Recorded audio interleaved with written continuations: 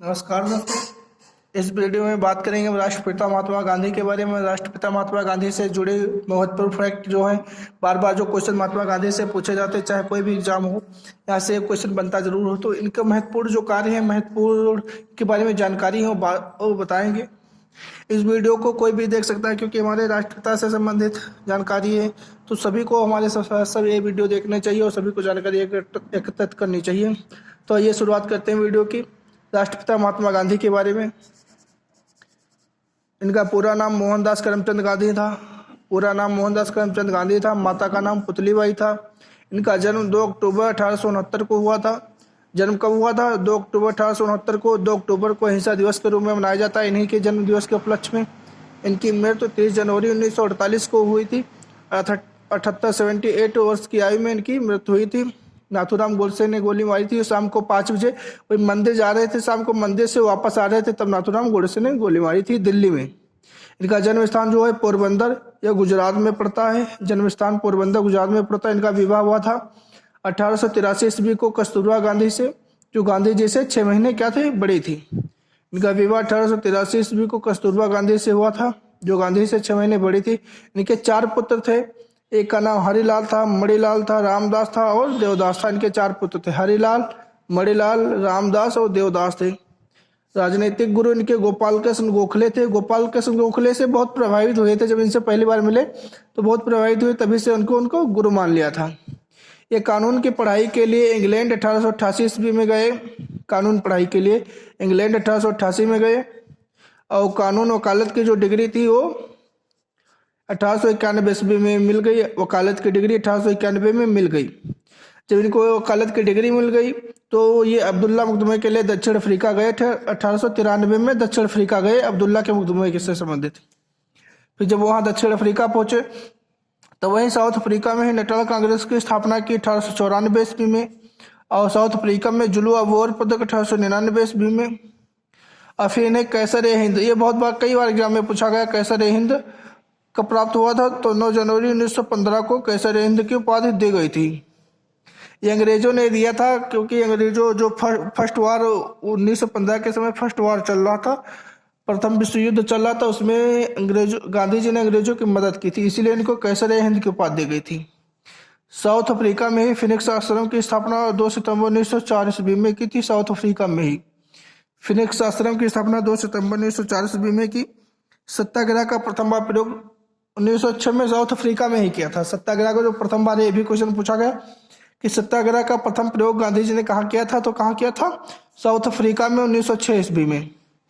फिर इसके बाद कांग्रेस के अधिवेशन में प्रथम बार जो शामिल हुए थे 1901 ईस्वी कलकत्ता अधिवेशन था, इसमें गांधी जी शामिल हुए थे। ये भी पूछा जाता है कांग्रेस के किस अधिवेशन में गांधी जी सम्मिलित हुए थे? तो 1901 ईस्वी में जो कलकत्ता अधिवेशन हुआ था। फिर बात करेंगे इसके बाद टॉलस्टॉय फर्म की। तो इसकी स्थापना 30 मई 1910 ईस्वी में की थी, टॉलस्टॉय फर्म की। इसके बाद भारत आगमन की बात करेंगे तो 9 जनवरी 1915 ईस्वी को क्या हुआ? भारत वापस आए, वहां से दक्षिण अफ्रीका से वापस आ गए। भारत आगमन 9 जनवरी 1915 को। तो एस.एस. सुखदेव जहाज से, ये भी पूछा गया किस जहाज से वापस भारत आए थे, दक्षिण अफ्रीका थे। तो एस.एस. सुखदेव जहाज से वापस आए थे, जो मुंबई में उतरे थे, मुंबई में। इसके बाद बात करेंगे साबरमती आश्रम। साबरमती आश्रम की स्थापना 17 जून 1917 को हुई थी। साबरमती आश्रम ये गुजरात में ही है। 17 जून 1917 ईस्वी में साबरमती की आश्रम की स्थापना की थी। ये भी क्वेश्चन कई बार पूछा गया, इंपॉर्टेंट क्वेश्चन है कि साबरमती आश्रम की स्थापना कब हुई थी? तो 1917 ईस्वी में। फिर कांग्रेस अधिवेशन की अध्यक्षता 1924 में की थी बेलगांव में।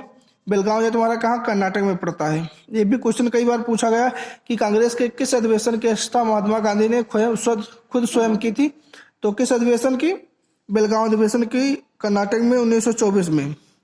ये सन भी याद रखना है, बहुत इंपॉर्टेंट फैक्ट है। इसके बाद बात करेंगे कि जो आत्मकथा है वो सत्य के मेरे प्रयोग है, जो 1925 ईस्वी में लिखी गई थी। सत्य के मेरे प्रयोग 1925 में। बाकी इनकी अदर भी जो बुक्स हैं वो भी देख लीजिए। The story of my experiment with truth, ये इनकी महत्वपूर्ण पुस्तक है, कई बार पूछी गई एग्जाम में, आत्मकथा है। फिर एक पुस्तक इनकी हिंद स्वराज, ये भी पूछी गई है। इंडिया ऑफ माई ड्रीम, ये इनकी पुस्तकें बहुत इंपॉर्टेंट है, हमेशा याद रखना है, अक्सर एग्जाम में पूछी जाती हैं।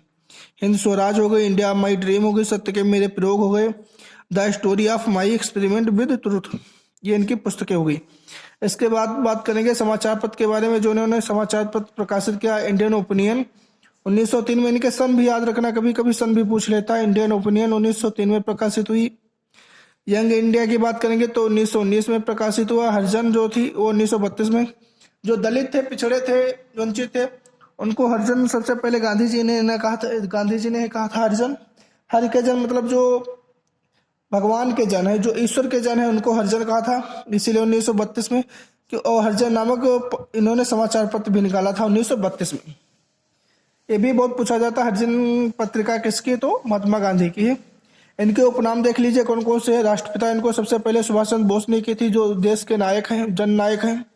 राष्ट्रपिता सुभाष चंद्र बोस ने कहा था। महात्मा इनको रविन्द्रनाथ टैगोर ने कहा था। महात्मा की पद किसने दी थी? रविन्द्रनाथ टैगोर ने दी थी। आदरनगर फकीर को बैरिस्टर चर्चिल ने कहा था, ये अंग्रेज था, इसने कहा था आदरनगर फकीर। तो इस वीडियो में इतना ही। हम नेक्स्ट वीडियो में बात करेंगे महात्मा गांधी के महत्वपूर्ण आंदोलन के बारे में, और जो कुछ जानकारियां छूट गई महात्मा गांधी से जुड़ी वो हम नेक्स्ट वीडियो में बात करेंगे।